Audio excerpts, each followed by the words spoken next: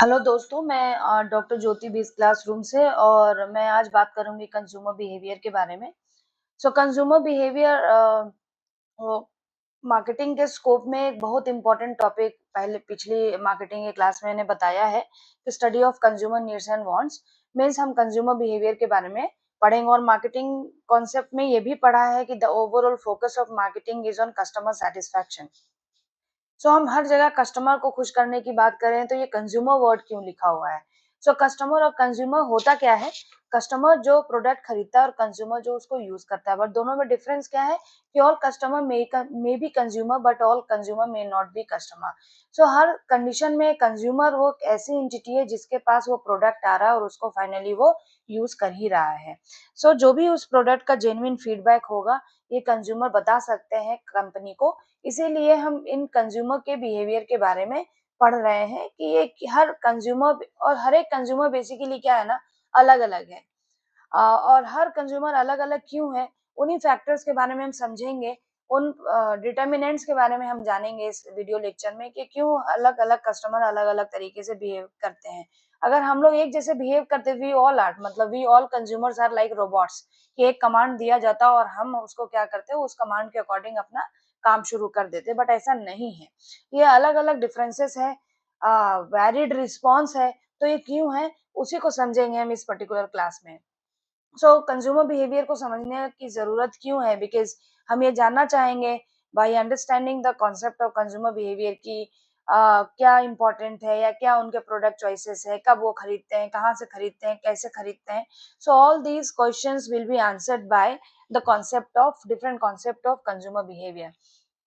अगर हम consumer behaviour को देखें तो कंज्यूमर बिहेवियर दो वर्ड से मिलकर बना है, एक है कंज्यूमर और दूसरा है बिहेवियर। कंज्यूमर जैसा बताया कि वो एंड यूजर है जो फाइनली प्रोडक्ट को यूज करता है, and behaviour is what the action and reaction of a person means the response the reaction of a person towards a product और सर्विस जो कि वो यूज कर रहे हैं। इस पर्टिकुलर मीनिंग को हम समझ सकते हैं एक कि हाँ, साधारण शब्दों में हम कंज्यूमर बिहेवियर को ऐसे डिफाइन कर सकते हैं, लेकिन हम जब ब्रॉड डेफिनेशन की बात करते हैं तो शिफमैन एंड नॉक ने कंज्यूमर बिहेवियर को डिफाइन किया है कि वो बिहेवियर जो कंज्यूमर शो करता है सर्च करते वक्त, परचेज करते वक्त, यूज करते वक्त, इवेलुएट करते वक्त and disposing of is like up to the final consumption of the product. Final consumption तक जानने की जरूरत क्यों है? क्योंकि सपोज कि आपने किसी कॉलेज में एडमिशन लिया या किसी कोचिंग इंस्टीट्यूट में आपने एडमिशन लिया, इनिशियली बहुत अच्छा था, लेकिन हो सकता है बीच में कुछ इरेगुलरिटी या कुछ और प्रॉब्लम की वजह से जो आपका पॉजिटिव रिस्पॉन्स था वो नेगेटिव हो गया। लेकिन the last response is what कि जिस कोचिंग में आपने जिस भी पर्पज से लिया था वो एग्जामिनेशन आपने क्रैक कर लिया, और इधर अगर किसी कॉलेज में आपने एडमिशन लिया तो आपको अच्छा प्लेसमेंट मिल गया, तो जो नेगेटिव रिस्पॉन्स था वो अब कहीं ना कहीं क्या हो गया, पॉजिटिव हो गया। कंज्यूमर बिहेवियर के पूरे भी रिस्पॉन्स को जानने की जरूरत है इन अलग अलग एक्शंस पे।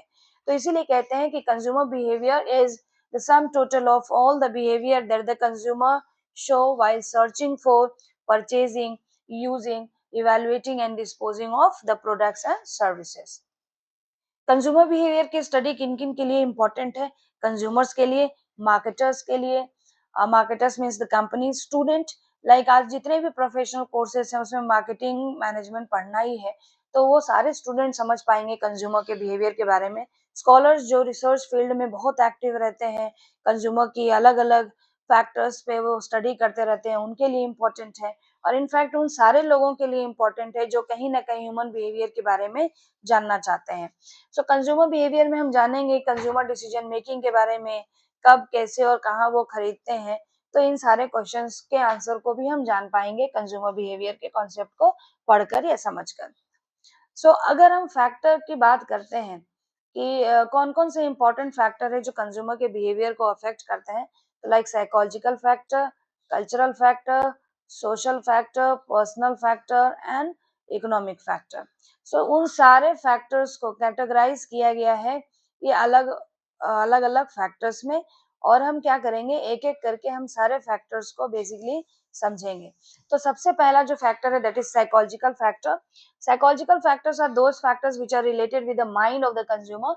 और इसके जो फैक्टर्स होते हैं like motivation, you are highly motivated और लेस मोटिवेटेड, तो जैसा आपका मोटिवेशन लेवल है आप उसके हिसाब से क्या करोगे, अपना प्रोडक्ट और सर्विसेज का चॉइस आप फिक्स आउट करोगे या डिटरमिन करोगे। Learning learning is basically the consequence of the past experiences. Suppose कि आपने प्रीवियसली कोई प्रोडक्ट खरीदा था, अगर वो अच्छा था तो you will purchase again and again, और अगर रिस्पॉन्स अच्छा नहीं था तो you will never consider that option into your future purchases. So that is all about learning attitude. अगर आपका पॉजिटिव है किसी के तरफ तो आप उसको आपका प्रोडक्ट चॉइसेस जो होगा दैट विल बी डिफरेंट, और अगर नेगेटिव है तो उसके हिसाब से। परसेप्शन इज ऑल अबाउट देखने का नजरिया। अगर एक एडवर्टीजमेंट आ रहा है तो अलग अलग कस्टमर क्या कर रहे हैं, अलग अलग तरीके से परसीव कर रहे हैं उस पर्टिकुलर एडवर्टाइज प्रोडक्ट को। दोज आर परसीविंग फेवरेबल, कि वो प्रोडक्ट जो दिख रहा है वो बहुत अच्छा है तो दे परचेज, और जो उनको लग रहा है कि वो सही नहीं है वो नहीं खरीदते हैं। तो these are the mind related factors जो कस्टमर को अलाउ करते हैं whether to purchase any product और not. Next factor is social factors. Social factors की अगर हम बात करें तो सोसाइटल वैल्यूज या सोसाइटी से रिलेटेड फैक्टर्स होते हैं। ये जो फैक्टर्स हैं like family, reference group and roles and status. Family like हम जहाँ पे जन्म लेते हैं, जहाँ पे हम बड़े होते हैं, तो वहाँ पे अपने मम्मी पापा या नाना नानी या दादा दादी के प्रोडक्ट चॉइसेस को देखते हैं, और उसी चॉइस को क्या करते हैं हम अपने यूसेज में इंक्लूड कर लेते हैं। तो family is basically the first social factor जहाँ से कस्टमर का परचेज ऑप्शन या बाइंग ऑप्शन, जो प्रोडक्ट की कैटेगरी है वो डिपेंड करती है। Reference groups are those who provides या गिव सजेशन और रिकमेंडेशन। तो रेफरेंस ग्रुप भी दो तरीके का होता है, प्राइमरी और सेकेंडरी। तो प्राइमरी की अगर हम बात करें तो फ्रेंड्स, और अगर हम सेकेंडरी की बात करते हैं तो आपके कलीग्स हो गए, कोवर्कर्स हो गए, आपके नेबर्स हो गए, वो सेलिब्रिटीज हो गए। तो इनके भी रिकमेंडेशन एंड रेफरेंसेस को क्या करते हैं हम कंसीडर करते हैं व्हाइल परचेजिंग अ प्रोडक्ट और सर्विस। रोल्स एंड स्टेटस, आप जिस सोसाइटी में रह रहे होते हो वहाँ जिस भी तरीके का आपका स्टेटस होता है उसके हिसाब से ही आपका प्रोडक्ट ऑप्शन या आपकी जो प्रोडक्ट चॉइसेस होते हैं वो डिटरमिन होते हैं। तो these are basically the social factors. Cultural factors की बात करें तो ये भी तीन तरीके का है, लाइक कल्चर, सब कल्चर और social class. Culture is like the value और the belief that is shared by all in the same manner, like uh, we Indian basically follow the theory of or the philosophy of अतिथि देवो भव। सो हर Indian कोई भी अगर उनके घर पे कोई गेस्ट आ रहा है तो हम बहुत अच्छे से उनका वेलकम करते हैं, we serve certain things in order to welcome them. So that value is being shared by all the Indian in the same manner. That is all about culture. These are the cultural values. सब culture are like, जैसे India में अलग अलग states हैं, अलग अलग खाने का तरीका, मतलब खाने का ऑप्शन या रहने का, कपड़े पहनने का, त्योहार मनाने का सब डिफरेंट है। सो ये जिस भी सब कल्चर से एक इंडिविजुअल बिलोंग करता है उसके हिसाब से ही वो प्रोडक्ट ऑप्शन या प्रोडक्ट चॉइसेस डिपेंड करती है। सोशल क्लास में like upper class, middle class and lower class. तो upper class luxurious car obviously upper class will purchase, जबकि डिस्काउंट स्टोर जो है वो टारगेट करते हैं किनको, मिडिल क्लास और lower class, because they are very much sensitive about their pocket. Next one is personal factors, ये इंडिविजुअल सेंट्रिक है और ये one person to another person very करता है। पर्सनल फैक्टर्स में लाइक एज है, तो आप जिस भी तरीके मतलब एक इंडिविजुअल कंज्यूमर जिस एज कैटेगरी से बिलोंग करता है उसके हिसाब से, लाइक यंगर जनरेशन के प्रोडक्ट चॉइसेस डिफरेंट होते हैं। अगर हम ओल्डर जनरेशन जेन एक्स जेन वाई की अगर हम बात करेंगे तो इनके अलग अलग प्रोडक्ट चॉइसेस होते हैं। जेंडर मेल और फीमेल के प्रोडक्ट चॉइसेस अलग अलग होते हैं। ऑक्यूपेशन की बात करें तो आप जिस भी ऑक्यूपेशन से जुड़े हैं या फिर जो भी आपका ऑक्यूपेशन है उसके हिसाब से आपका प्रोडक्ट चॉइसेस डिटरमिन होता है। लाइक हम एक फिटनेस पर्सन की बात करें जो कि बहुत ज्यादा फिटनेस ओरिएंटेड होता है, तो जनरली वो प्रायोरिटीज करेगा अपने सेविंग को या अपने पैसे को जिम मेंबरशिप में या हेल्थ सप्लीमेंट लेने से, जिससे वो हेल्दी रहे और उसकी हेल्थ मेंटेन रहे, फिट रहे। पर्सनालिटी, आपकी पर्सनालिटी जैसी है, जैसे आप अगर एडवेंचरस है like mountain Dew is like डर के आगे जीत है, तो जो पोर्ट्रेशन है उस एडवर्टीजमेंट में कि Mountain Dew is what for adventurous personality person, those are having what that type of personality, they just use that. तो आपकी पर्सनालिटी जैसी है उसके हिसाब से आपका प्रोडक्ट और सर्विसेज का चॉइस डिपेंड करता है। So personal factors are this. And economic factors नाम से ही समझ में आ रहा है कि economic factors basically related with the financial part और related with the fund. So कहीं ना कहीं पैसे से रिलेटेड है ये सारे फैक्टर्स। तो पहला है personal income, the income of an individual. एक इंडिविजुअल इनकम कितना कमा रहा है उसके हिसाब से उसके प्रोडक्ट और सर्विसेज के बाइंग ऑप्शन डिटरमिन करते हैं। फैमिली इनकम, कि आपके फैमिली में और जो मेंबर्स हैं वो क्या अर्निंग मेंबर हैं, और अगर वो कुछ अर्न कर रहे हैं तो in some of the purchase situation they support you in purchasing और in fulfilling that purchase. So like nowadays to buy a home is becoming a difficult or a complex decision. So if other member of the family are supporting you in terms of providing you funds, so कहीं ना कहीं आपका जो घर लेने का option है वो इजी हो जाएगा और वो आप खरीद सकोगे। कंज्यूमर क्रेडिट,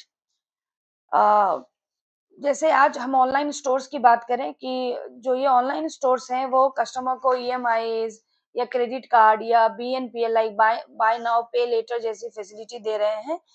तो कस्टमर कुछ ऐसे प्रोडक्ट कैटेगरी हैं जो वो खरीद नहीं पाते, लेकिन because of that credit they are purchasing. तो ये भी एक बहुत इंपॉर्टेंट फैक्टर होता है कि कस्टमर किसी प्रोडक्ट को खरीद पा रहा है या नहीं खरीद पा रहा है। Liquid assets, easily convertible into cash, like आपके पास कितना कैश है बैंक में या कितना कुछ सिक्योरिटीज ऐसी आपके पास है जो इजिली कन्वर्ट हो सकती है। अगर है तो in some of the buying situation you just use that in fulfilling that. Saving is all about कितना आप बचा पा रहे हो, आपके पास कितना पैसा बच रहा है, तो उसके हिसाब से डिटरमिन करेगा आपका परचेज ऑप्शन। जैसे आजकल मिडिल क्लास की एक बहुत बड़ी समस्या है आमदनी अठन्नी खर्चा रुपया। तो क्यों वो परेशान होते हैं? बिकॉज आमदनी उतनी नहीं है लेकिन खर्चा बहुत है, they are unable to save some money for their purchases. तो इसीलिए प्रॉब्लम आती है उनको। तो कहीं ना कहीं saving matters a lot and somehow these factors combinedly shape out the buying behavior of a consumer। I hope कि मैं आपको कंज्यूमर बिहेवियर का जो बेसिक है या इंट्रोडक्टरी पार्ट है उसको समझा पाई हूँ अच्छे से। और अगर आपको समझ में आया हो तो लाइक करिए, शेयर करिए और सब्सक्राइब करिए। और अगर किसी तरीके की क्वेरी रह गई हो तो आप क्या कर सकते हैं, कमेंट बॉक्स में पूछ सकते हैं। And thank you all. इसी तरीके से प्लीज क्लासरूम को पसंद करते रहिए, लाइक करते रहिए।